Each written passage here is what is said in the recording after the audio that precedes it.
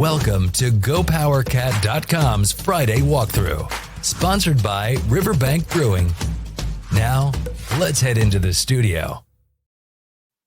Hey everyone, and welcome in here to the Friday Walkthrough. I'm Cole Carmody. With me, as always, former Kansas State defensive back Monty Spiller.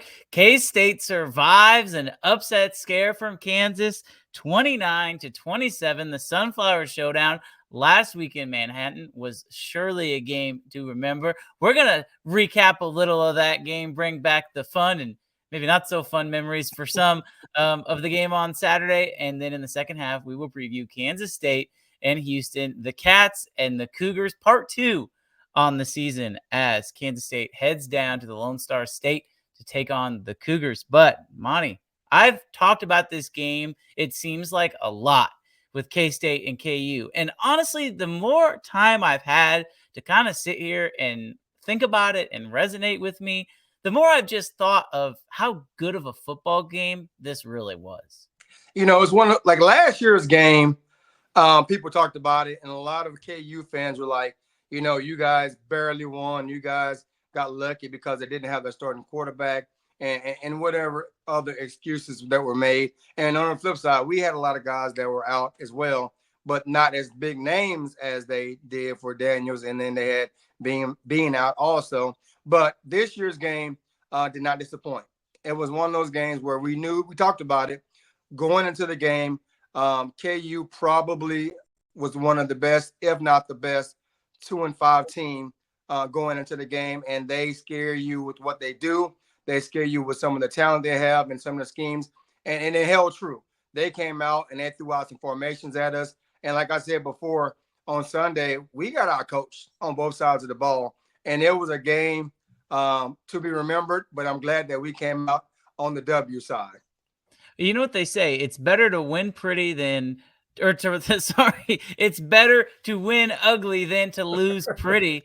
And that's basically what happened with K-State. And I want to dig into that a little bit. That's something we didn't really talk about on Sunday, but the formations that KU came out in on Saturday. I mean, Monty, you were at the game. I was at the game. I'm sitting up there in the press box, and, you know, for having a football mind and you don't see, you know, you don't see those formations all the time. And so, honestly, I think it worked for KU because K-State wasn't expecting it.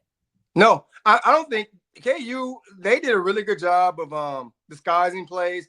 They did a really good job of moving guys around. And we talked about it outside of the facts where every formation they had, they accounted for everything on defense side of the ball and the offense side of the ball. But offensive speaking, no matter what they threw at us, they always had an outlet. If we covered the tight end, they had a running back that was open. Or if we covered the running back, they had a receivers that open. Or if we covered all eligible receivers, Daniels had a running lane. So they did a really good job of scheming against us.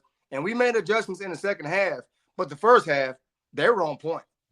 They came out in one of those formations. I don't necessarily think it was the swinging gate, but it was kind of a version of the swinging gate where they had the center and then a guard and that was right next to him. And then all the linemen were on the other side of the field. I'm sitting up there in the press box going, okay, this is crazy because I don't believe Kansas has showed that all season. And to K-State's credit, I know they gave up a first down. It seemed like every time they went into that formation, but it didn't go for a big play.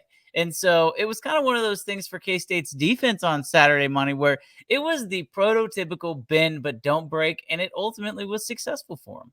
No, you're right. And the thing about it is, though, a lot of people don't realize, you and I do, but that game for K-State, we were expected to win, but we had a lot more to lose if we were to lose that game. And KU was the underdog, and they played free.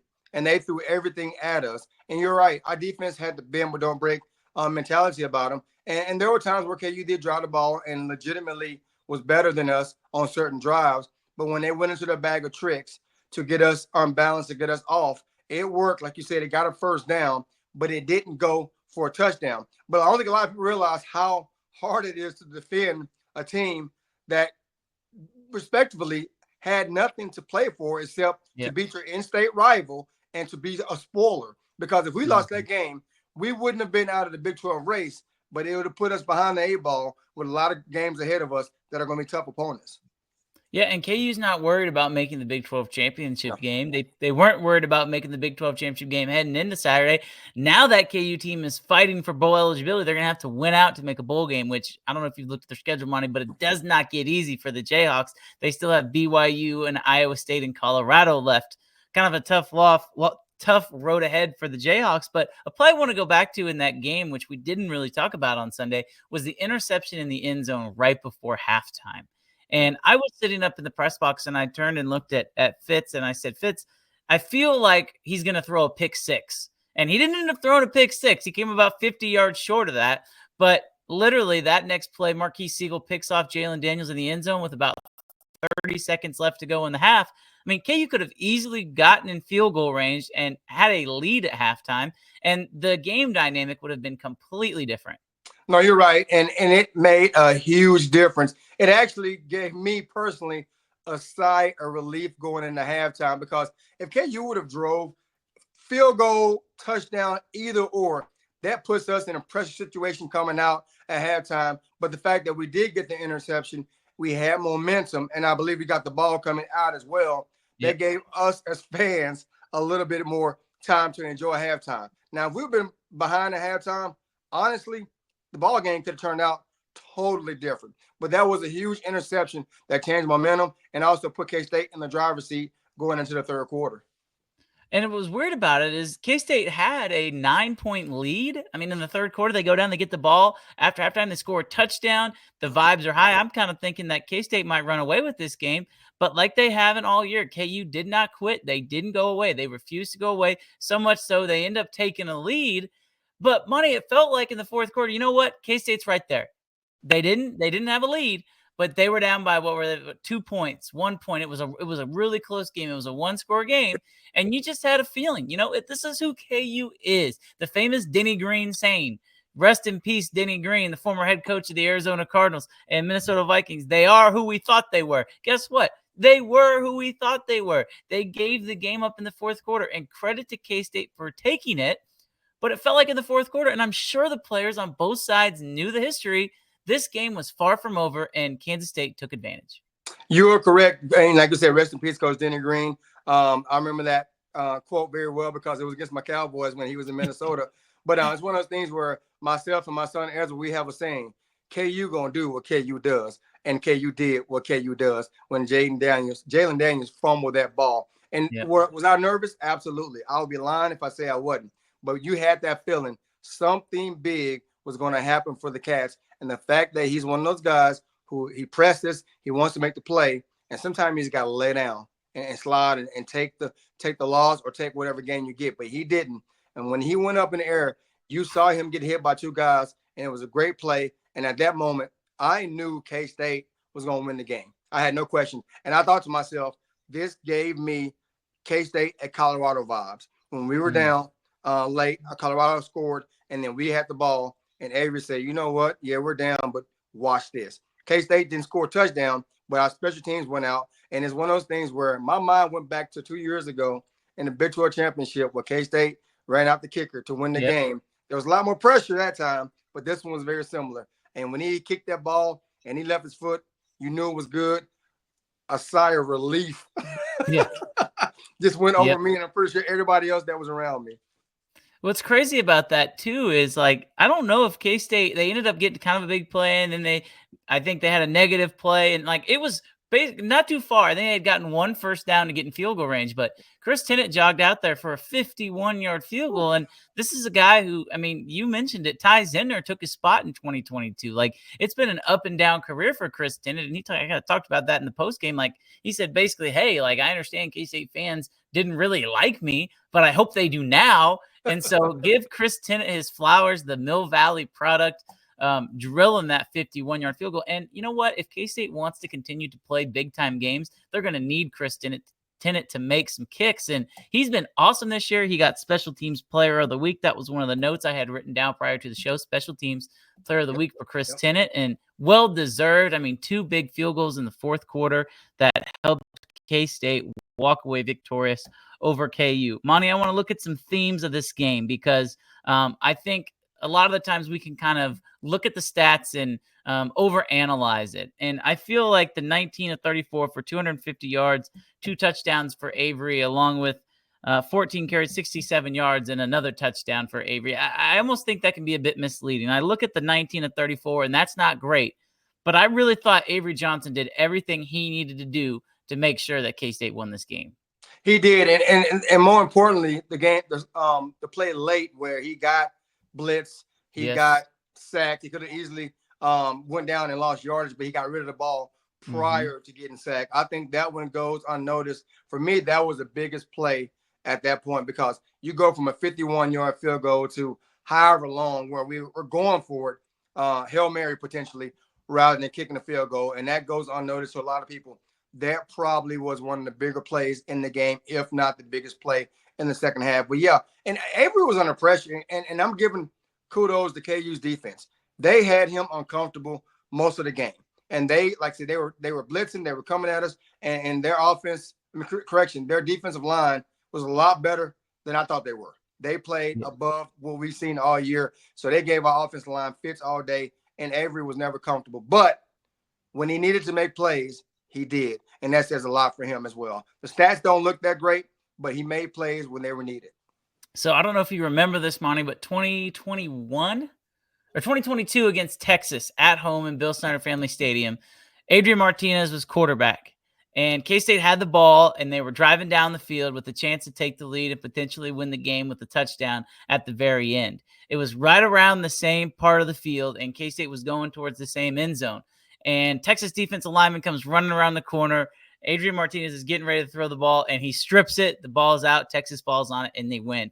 I had flashbacks to that because I saw the KU guy come around the edge. Avery didn't see him, but he felt him, and he just got rid of it. I mean, it could have easily been a turnover, just like we saw in that game, and just like we saw happen with Jalen Daniels after Chris Tennant made that field goal. But, again, I was just so impressed with Avery's ability to understand what's going on and kind of just give what the defense is taking him. He didn't have any of those long runs that we've seen him have, but again, steady Eddie. And he had the one turnover on the fumble, which again, a freak play, but KU has 3 turnovers. KU turns the ball over 3 times. K-State turns the ball over 1 time.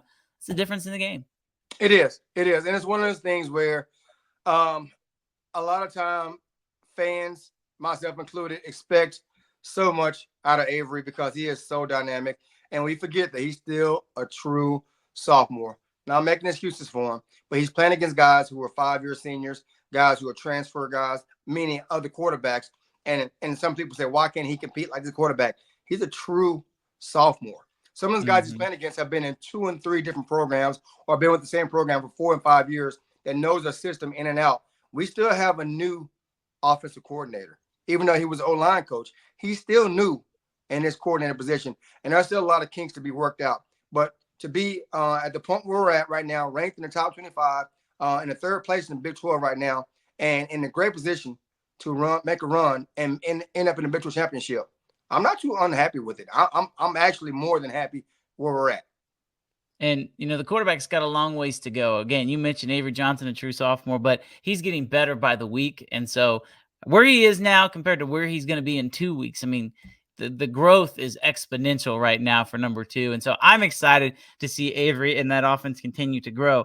Some housekeeping things here. Bo Palmer and Asa Newsom, 2 linebackers. On Monday, Chris Kleiman had said both of those guys got injured and are out for the season. That's really a bummer for both of those guys. Both of them have suffered season-ending injuries before, especially Asa Newsom. That's a guy tore his knee up in the very beginning part of the season last year, came back, was starting to play really well. Unfortunately, he's going to have to miss another year, so prayers out to those guys.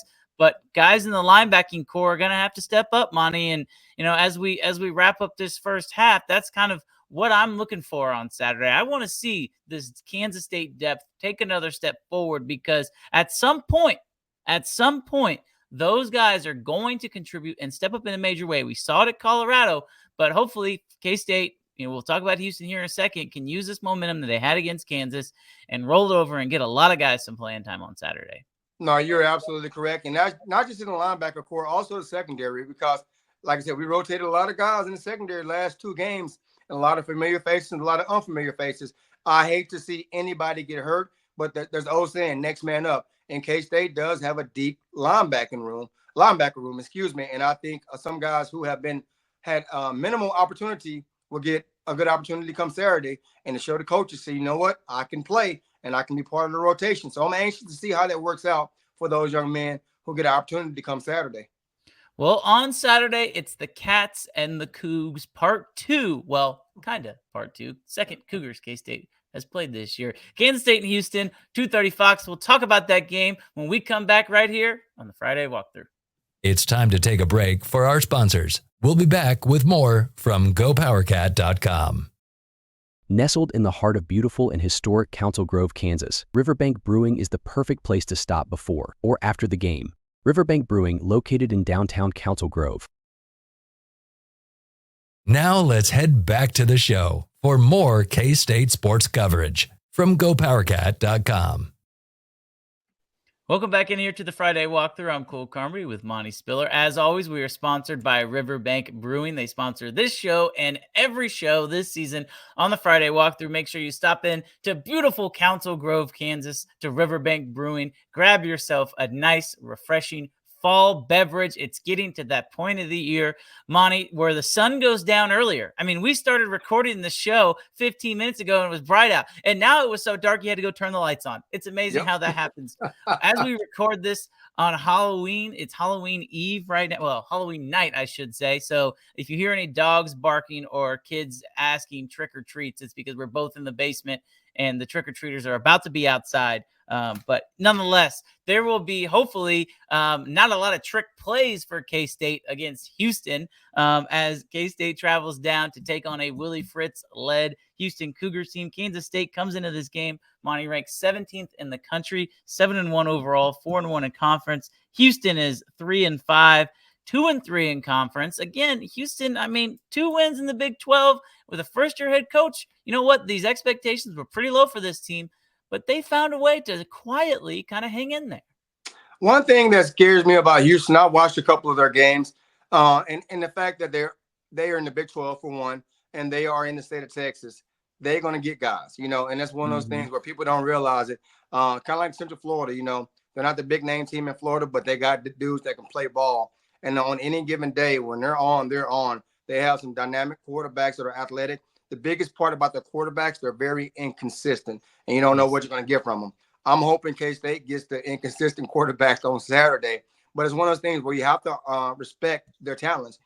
K-State is the better team. There's no question about that. And I feel like a lot what's going on for us Saturday, 2:30 game, not a late game, on the road, not in a big venue where you have a true college environment. And I think there'll be a lot of K-State fans there. Actually, I got a bunch of friends I know that live in Texas that have been messaging me and said they'll be at the game. So don't be surprised if you see a big K-State following at the game in Houston. But I think K-State goes in there coming off of hard-fought rivalry game, get back on track, put a lot of things into play, and then continue to get better with a lot of old faces and new faces getting some playing time on Saturday. Yeah, and I think this game is interesting because if Dana Holgorsen was still the coach of Houston, I would really honestly not be worried. And the only reason that gives me pause is because Willie Fritz is one heck of a ball coach, and he's beaten K-State before. If you guys remember, Monty, 2022 Tulane came in and beat Kansas State. I'm sure a lot of people begrudgingly remember that game. And Willie Fritz is he can. There's nothing to say if you would tell me that Houston makes this a close game and they find a way to win because there's a turnover. So, like, I could honestly see it. Like, I don't think that K-State's going to lose, and the spread is 13, and we'll get into our picks at the end of this segment. I think K-State will cover the spread, but there is a world that exists in which Houston plays its butt off for its second week in a row, Monty. They beat Utah last week, and while Utah doesn't have Cam Rising, that's still a very quality football program. They're kind of in, downfall right now. Everything's tumbling down for the Utes, but Houston, after getting thumped around by KU, they showed a lot of grit. They got up off the mat, and they found a way to get a home win last week. This Houston team is going to be playing with confidence. Yeah, man, and you make a good point. They got thumped by KU the week before and then bounced back.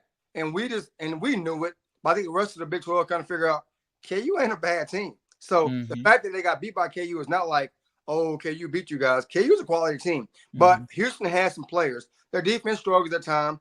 Their interior D-line struggles at time, but they do have players. And like you said, Coach Fritz, it's one of those things where he knows K-State. He understands what we're about. He's seen a lot of these players that we have on our roster a couple of years ago when he was at Tulane. So it's not a surprise for him to see us coming in.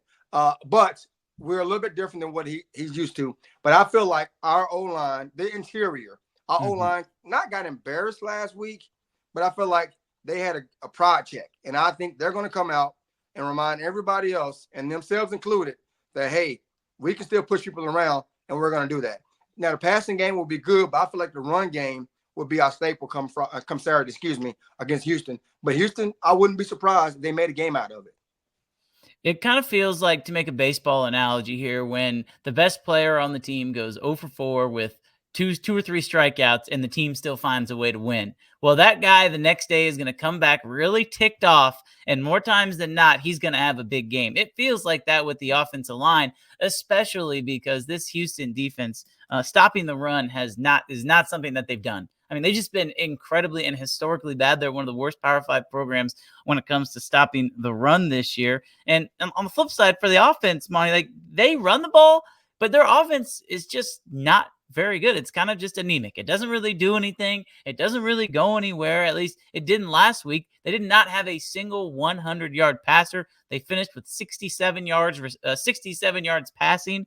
They made a quarterback change, and Donovan Smith, as you mentioned at the top, the former Texas Tech quarterback, was the quarterback for Houston last year. Performed well at times, but again, very inconsistent. He's on the bench.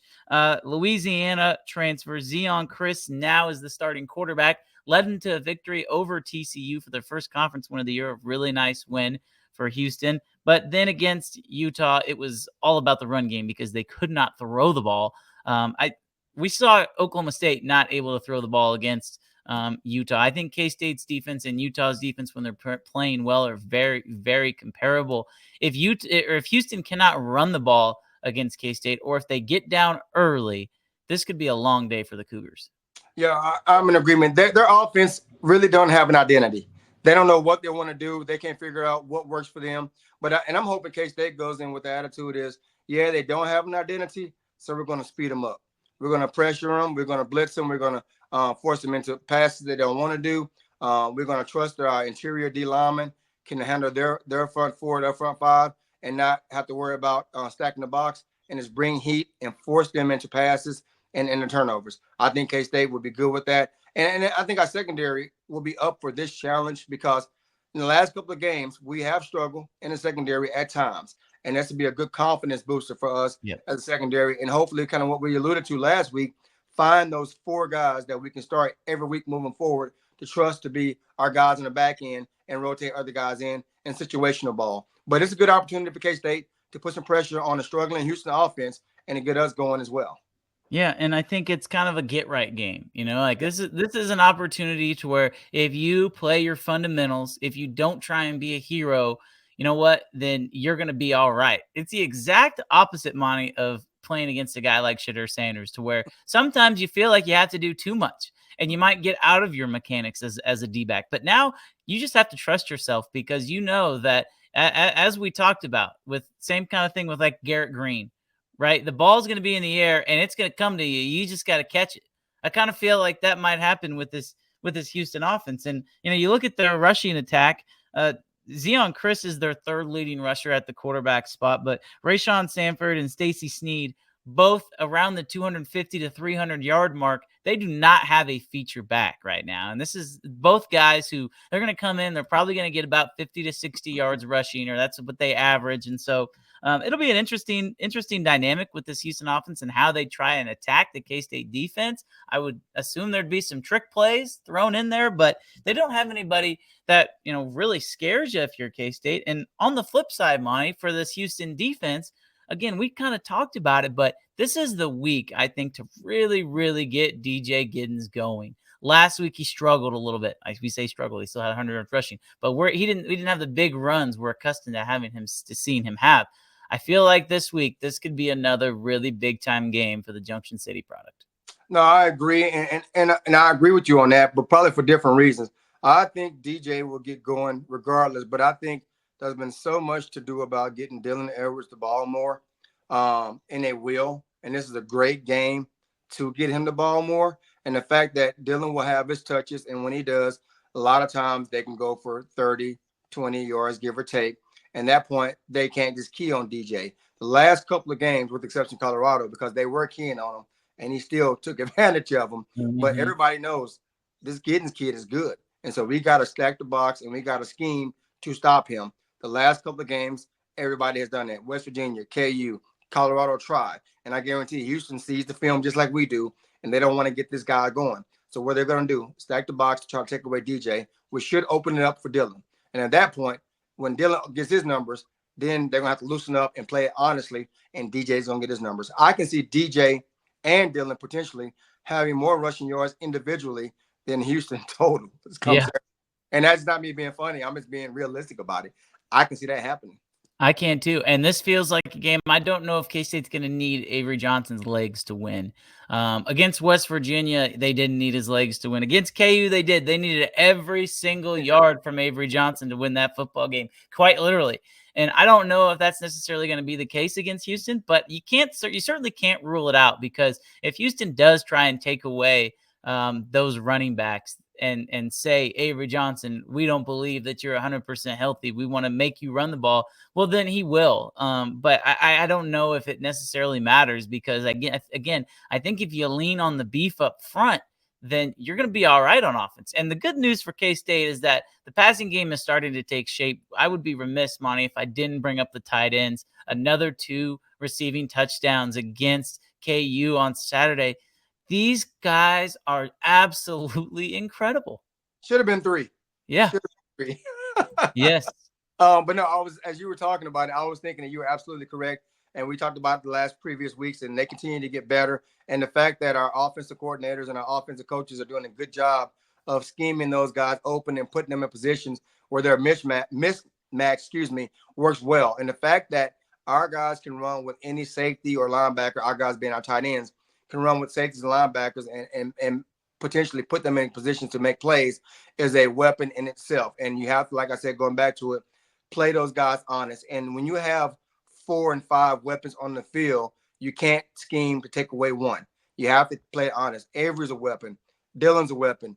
DJ's a weapon. All 3 tight ends are weapons. And then when guys play one high safety or they come into the box, you got Brown on the outside that can burn you deep anytime. So that opens up our offense significantly. But I love the fact that they implement our tight ends, especially around the goal line, because the run pass option is a true weapon. And a lot of teams can't defend that. No, you can't. And I'm happy you bring that up, because I think that's part of the reason why the tight ends have been so successful. And I think you can put that directly on Connor Riley and Matt Wells as the co-offensive coordinators. They are finding ways to just get in defensive coordinators' heads, because you have to stop the run. If you don't stop the run against K-State, we've seen it against Colorado. They'll just run up and down the field on you. Okay, so you're going to try and stop the run. That's great. So guess what? Your linebackers are going to be playing run commit. So when they see mesh in the backfield, they are taught they are going to run the ball. You have to honor the run first. Okay, that's great. Well, guess what? When the tight end acts like he's going to block you, and you are watching the ball to make sure that the running back who's coming downhill, you need to try and tackle him, he'll just get right in behind you, or you'll be late covering him on man. And so the tight end's going to always be open just beyond the second level. It's honestly brilliant, because K-State has the athletes, they have the mismatches, and now they have the schemes to make the tight ends open, which I'm just going to say it. If you're a 5-star tight end in Western Kansas and you've been watching this team at all with this offense, you've got to be excited about that in the future. But my goodness, Monty, like I know that people have criticized the play calling at times, but they're really starting to get into a rhythm. Yeah, they are. And we wanted success right away. Because of the tools and the weapons we have. Who wouldn't? Any fan, I don't blame you, and me included. We wanted success right away because we have so many weapons, but we got to be realistic about it and take a step back and understand that it's not going to happen overnight. Like any great team, over years, they kind of figure out each other, and then they get to know each other. And going back to the tight ends, and I look forward to seeing back in the day, even Snyder and when Demo was here, putting the tight end in the backfield as an H-back, and that creates even more deception and even more tools and responsibilities defensive players have to have, because you can have a tight end in the backfield as an H-back, but bring him out of the backfield. Is he a lead blocker? Is he going out for a route? It's so much you can use a tight end, and I'm so happy K-State has committed to using our tight end so much, and our offensive coordinators understand, it's nice to have burners on the outside, but when you have guys that can do both in the inside, it creates so many mismatches moving forward, and I'm excited to watch this Cats offense moving forward starting Saturday.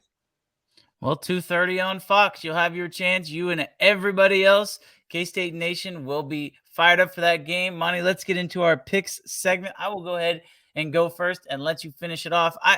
Like I said, it wouldn't surprise me if this game's close, but I just think that K-State's ability to run the football is going to be the difference in this game. The line is 13. I think, honestly, that's probably about right. But honestly, also, it might rain Saturday. And if it rains Saturday, that is advantage K-State.